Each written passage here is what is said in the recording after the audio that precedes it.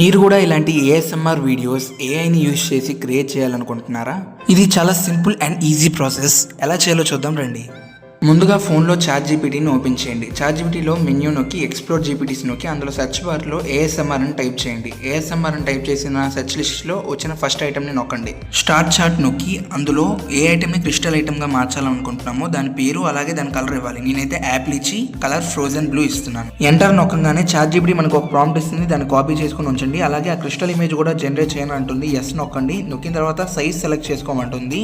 మనకి రీల్స్లో పెట్టుకోవడం కావాలి కాబట్టి నేను టిక్టాక్ అని ఇచ్చా. అప్పుడు పోర్ట్రైట్లో ఇస్తుంది సైజు. ఒక 2 minutesలో పోర్ట్రైట్ సైజులో అలాంటి క్రిస్టల్ ఇమేజ్ని జనరేట్ చేసేస్తుంది చాట్ జీపీటీ.